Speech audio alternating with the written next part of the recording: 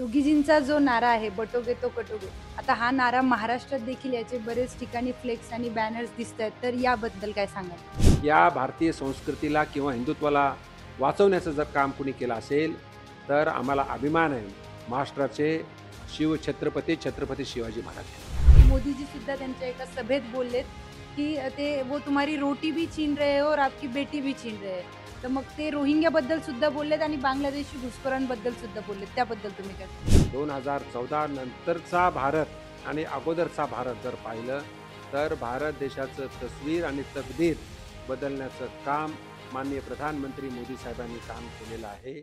नमस्कार, मी प्रियंका आणि आपण पाहताय सुदर्शन मराठी। आज माझ्यासोबत आता जे डॉक्टर भागवत कराड सर माझ्यासोबत आता आहेत, जे की माजी केंद्र राज्य मंत्री देखील होते आणि आता ते राज्यसभेचे खासदार देखील आहेत।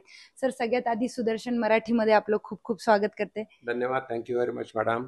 सर, आपणाला आणि आपल्या सर्व महाराष्ट्रातील असतील आणि देशातील अधिकारी असतील कामगार असतील सर्वांसाठी सुदर्शन टीव्ही मध्ये काम करण्या सर्वांसाठी माझ्यातर्फे हार्दिक शुभेच्छा। विशेषतः सुदर्शन टीव्हीचे मालक ते माझे मित्र आहेत माननीय चव्हाणके साहेब यांना सुद्धा माझ्या वतीने हार्दिक शुभेच्छा।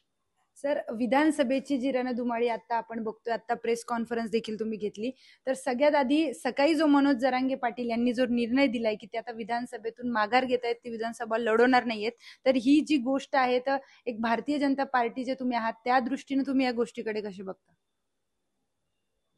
माननीय मनोज जरांगे पाटील हे मागच्या 1 ते 1.5 वर्षापासून मराठा समाजाला आरक्षण मिळावं म्हणून प्रयत्न करतात।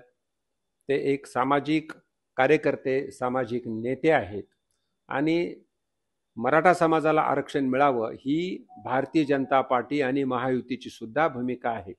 त्यासाठी काही सवलती विशेषतः कुणबी समाज असेल कुणबी समाजासाठी दिलेल्या आहेत आणि इकॉनॉमिकली विकर सेक्शनच्या माध्यमातून 10% सुद्धा रिझर्वेशन मराठा समाजासाठी दिलेलं आहे। पण ओबीसी मधून आरक्षण मिळालं नाही आणि याच धर्तीवरती माननीय जरांगे पाटलांच्या माध्यमातून निवडणुका लढाव्यात नाही लढाव्यात याचं 2-4 दिवसापासून आम्ही माध्यमातून ऐकत होतो। पण आज त्यांनी निर्णय घेतला, तर जो निर्णय हा त्यांचा वैयक्तिक निर्णय आहे, याच्यावरती टिप्पणी करणं मला योग्य वाटत नाही। तो एक ही लोकशाही आहे आणि लोकशाहीच्या माध्यमातून त्यांनी बऱ्याच वर्षापासून समाजसेवा केलेली आहे, तो त्यांचा वैयक्तिक निर्णय, मी बोलणं त्यावर योग्य नाही। योगीजींचा जो नारा आहे बटोगे तो कटोगे, आता हा नारा महाराष्ट्रात देखील याचे बरेच ठिकाणी फ्लेक्स आणि बॅनर्स दिसत आहेत, तर याबद्दल काय सांगाल? आपल्या सर्वांना माहित आहे भारत देश हा प्राचीन देश आणि भारत देशाची संस्कृती ही हिंदू संस्कृती होती आणि या हिंदू संस्कृतीवरती अतिक्रमण जर कोणी केलं असेल ते मोगलांनी केलं। मोगलांच्या माध्यमातून बरेच मंदिरं तोडली गेली आणि हे जुनी अगदी हजारो वर्षापूर्वीचा इतिहास आणि त्याच वेळेस सुद्धा या भारतीय संस्कृतीला किंवा हिंदुत्वाला वाचवण्याचं जर काम कुणी केलं असेल तर आम्हाला अभिमान आहे महाराष्ट्राचे शिवछत्रपती छत्रपती शिवाजी महाराज यांनी केलं, राजस्थानचे महाराणा प्रताप यांनी केलं आणि म्हणून आज हिंदू धर्म भारतातच नाही तर सर्वकडे अगदी आहे, मोठ्या प्रमाणात आहे। तर बटेंगे तो कटेंगे तर एकच ह्याच्यामधून नारा आहे की सर्व हिंदू जनांनी एकत्र येऊन महाराष्ट्राच्या विकासासाठी आणि महाराष्ट्राच्या समृद्धीसाठी काम करण्याची गरज आहे। त्याचबरोबर दुसरा समाज असेल म्हणजे समजा मुस्लिम समाज असेल, पारशी असेल, बाकी सर्व समुदाय सुद्धा जे भारतामध्ये राहतात तर ते भारताचे नागरिक आहेत। सर्वांनी भारत देशाच्या विकासासाठी भारत ह्या राष्ट्राला एक स्वाभिमानी राष्ट्र बनवण्यासाठी एकत्र येऊन काम करण्याची गरज आहे आणि विशेषतः मी आपल्या माध्यमातून हिंदू बांधवांना विनंती करणार आहे की आपण सर्वांनी एकत्र येऊन महायुतीच्या पाठीमागे राहिलं पाहिजे आणि महायुतीला मतदान केलं पाहिजे। नागरिकत्वाचा जे मुद्दा आपण आता मांडला, तर एक एनआरसी बद्दल भरपूर ठिकाणी आता आंदोलन सुरू आहेत। जनता एनआरसी सुद्धा एक आंदोलन महाराष्ट्रात सुरू झालेलं आहे आणि कालच अमित शहा देखील झारखंडच्या प्रेस कॉन्फरन्स मध्ये बोलले की हायकोर्टाने जो निर्णय दिलाय त्या निर्णयाच्या अनुसार आता घुसखोरांना ओळख करून त्यांना बाहेर काढण्यात येईल। हे आंदोलन लवकरच सुरू होईल आणि आज मोदीजी सुद्धा त्यांच्या एका सभेत बोललेत की ते वो तुम्हारी रोटी भी छीन रहे हो और आपकी बेटी भी छीन रहे हैं.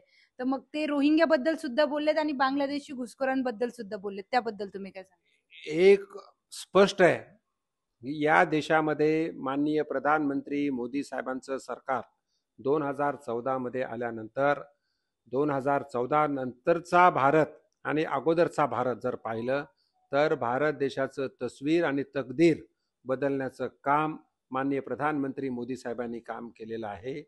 भारत देशाचे मान आणि स्वाभिमान इंटरनॅशनल लेवलला वाढलेला आहे आणि भारत देशातला प्रत्येक नागरिक एक स्वाभिमानानं आज जगत आहे. आणि यामध्ये मला एकच सांगायचं आहे, आपण नागरिकत्वाचा मुद्दा दिला, जर जो आपल्या भारत देशामध्ये येतो आणि ज्या समजा मायनॉरिटीचे लोक जर इथे आले असतील तर त्यांना CAAच्या माध्यमातून त्यांना नागरिकत्व मिळावं असा कायदा झालेला आहे. आणि त्या माध्यमातून ह्या कायद्याला शेवटी आपल्या देशामध्ये आपल्या घटनामध्ये कोर्टाला महत्व आहे. कोर्ट सुप्रीम कोर्ट जे सांगेल ते मान्य करावंच लागेल, पण तो कायदा आहे. आणि त्या माध्यमातून जे मायनॉरिटीचे लोक बाहेरून इथे येतील त्यांना कायदा दिला पाहिजे, पण जे घुसखोरी राहतात ज्यांना नागरिकत्व नाही त्यांना सुद्धा त्यांना आयडेंटिफाय केलं पाहिजे आणि त्यांना त्यांच्या देशात पाठवलं पाहिजे. कारण आम्हाला आमचा देश सुरक्षित पाहिजे. आम्हाला आमच्या नागरिकांना जे भारतीय आहेत त्यांना सगळ्या सुविधा द्यायच्यात.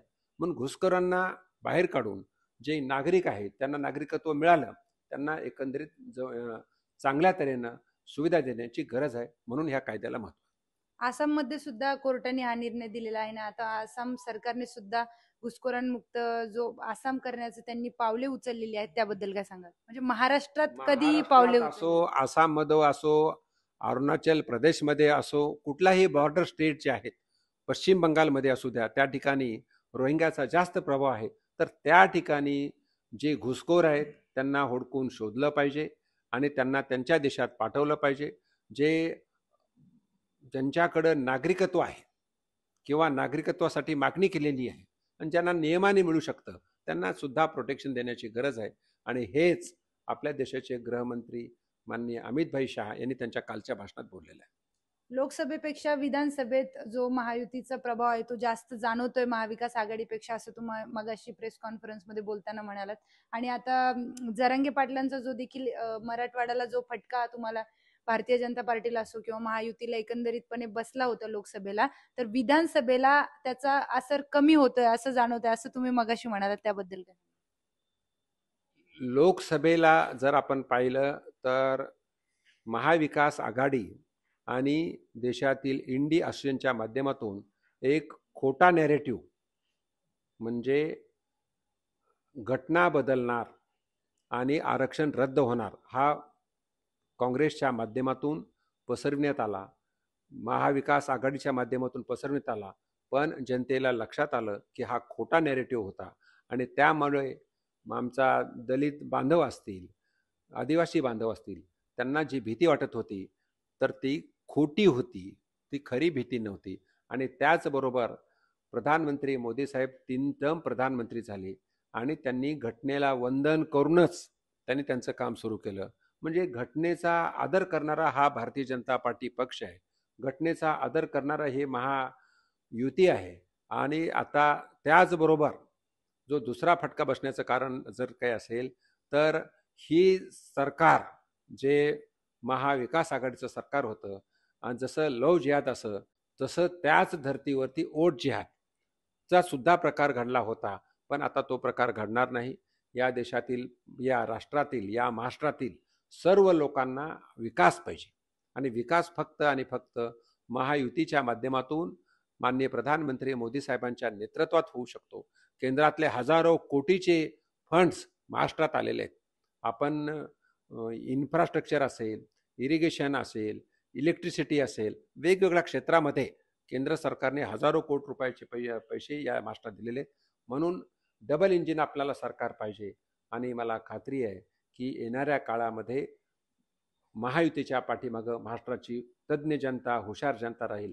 आणि त्याचबरोबर मागच्या वेळी जर पाहिलं तर ओव्हरऑल 2 लाख मतांचा फक्त फरकाने ते कमी जिंकलेले आहेत. 2 लाख मतं कमी पडली होती, 0.3%. आणि त्यावेळेस 1 to 1 फाईट होती, म्हणजे महायुतीच्या विरोधात महाविकास आघाडी. पण आता फाईट तशी नाही आहे.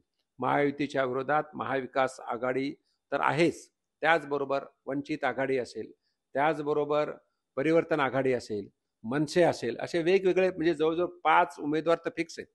म्हणून आम्हाला पूर्णपणे खात्री आहे येणाऱ्या 23 तारखेला जो निकाल लागेल ते 180च्या आसपास MLA निवडून येतील आणि जे सरकार 26 तारखेला किंवा 27 तारखेला स्थापन होईल ते सरकार महायुतीचं असेल. 14 ऑक्टोबरला जी पंतप्रधान नरेंद्र मोदींची सभा होणार आहे छत्रपती संभाजीनगरमध्ये, काय जोरदार तयारी सुरू आहे किंवा काय वातावरण आहे छत्रपती संभाजी? 14 नोव्हेंबरला देशाचे यशस्वी प्रधानमंत्री माननीय मोदी साहेब यांची सभा आहे आणि ही सभा संभाजीनगर आणि जालना जिल्ह्यासाठी आहे. साधारण 1 लाख लोकांपेक्षा जास्त लोक येतील आणि त्यासाठी आम्ही तयारी सुरू केलेली आहे. आणि याच्यामध्ये महायुतीच्या माध्यमातून जे 9च्या 9 जागा संभाजीनगर जिल्ह्यामध्ये आहेत, ज्यावेळेस आम्ही जिंकल्या होत्या 9 जागा मागच्या वेळेस, आणि त्याचबरोबर जालना जिल्ह्यातील 5 अशा 14 जागेची ही सभा आहे. आणि ही सभा मोठी होईल आणि मोदी साहेबांचा मेसेज प्रत्येक नागरिकापर्यंत पोहोचण्याचं आम्ही काम करणार आहोत. त्याची जोरदार तयारी चालू आहे आणि या 14 तारखेनंतर मोदी साहेबांच्या सभेनंतर नक्कीच एक आनंदाची लाट, एक यशस्वी बनण्याची लाट मराठवाड्यात आणि महाराष्ट्रात येईल याची आम्हाला खात्री आहे. खूप खूप धन्यवाद आपले. तर हे होते माझ्यासोबत डॉक्टर भागवत कराडांनी कशी महायुतीची रचना असेल आणि काय काय गोष्टी आपल्याला बघायला मिळतील. नरेंद्र मोदी यांची सभा देखील छत्रपती संभाजीनगरमध्ये होणार आहे. तर अनेक गोष्टींची उत्सुकता आता इथल्या देखील नागरिकांना लागलेली आहे. तर आपणही बघत राहू की काय काय अजून गोष्टी आणि काय काय अजून गदारोळ या विधानसभेत आपल्याला बघायला मिळणार आहे. कॅमेरामॅन बाबूलाल सोबत मी प्रियांका लाठी, सुदर्शन मराठी, छत्रपती संभाजीनगर. योगीजींचा जो नारा आहे बटोगे तो कटोगे, आता हा नारा महाराष्ट्रात देखील याचे बरेच ठिकाणी फ्लेक्स आणि बॅनर्स दिसत आहेत. तर याबद्दल काय सांगाल? या भारतीय संस्कृतीला किंवा हिंदुत्वाला वाचवण्याचं जर काम कुणी केलं असेल तर आम्हाला अभिमान आहे महाराष्ट्राचे छत्रपती शिवाजी महाराज. मोदीजी सुद्धा त्यांच्या एका सभेत बोललेत की ते वो तुम्हारी रोटी भी छीन रहे हो और आपकी बेटी भी छीन रहे.